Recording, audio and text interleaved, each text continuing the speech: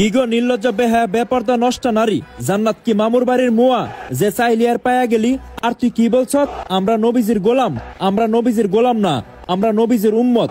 আর আমরা সর খাঙ্কি মাগির পোলা, একটা কথা বলবি না। নিজেকে তুই কি মনে করিস?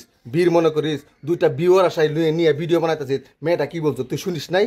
শুনিস না মেয়েটা কি বলছে? মেয়েটা বলছে গানটা আমি লেখি নাই, অন্য শিল্পী লেখছে, আমি গাইছি। তারপরে গানটা আমি আপলোড করি নাই, অন্য চ্যানেলে আপলোড করা হয়েছে। তারপরে ওই ফোন করিয়া আবার বলছে গানটা কেটে দিবার জন্য, তা হে কাটে নাই। হ্যাঁ কাটছে সন্ধ্যা 6টার সময়।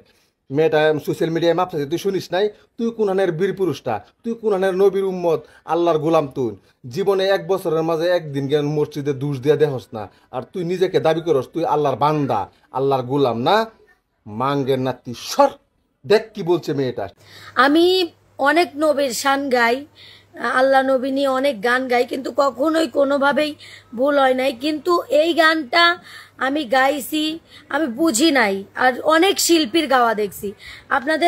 আপনারা একটু গানটা সার্চ দিয়ে আগে দেখেন যে গানটা কে গাইছে মূলত, আর এই গানের লেখককে। আমার তো কোনো দোষ নাই।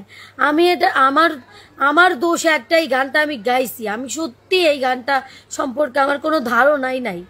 এই গানটা সম্পর্কে আমার ধারণাই নেই। আমি শুধু শুনছি, ভালো লাগছিল গানটা, তাই আমি গানটা লিখে গাইছি একটু। তাও আমি ফুল গানও গাই নাই, আমি একটু গান গাইছি। এইটাই ভাইরাল হয়ে গেছে। এই ভাইরাল হয়ে যাওয়া অনেক ট্রোল করতেছে, অনেক ভাই, দুই তিনটা ভাইয়া অনেক ট্রোল করতেছে, অনেক খারাপ কথা বলতেছে। আসলে ভাই আমি একটা কথা বলি, সবাই তো ভুল করে, তাই না? সবাই ভুল করে, মানুষ মাত্রই ভুল। আমার নাই একটা ভুল হয়ে গেছে।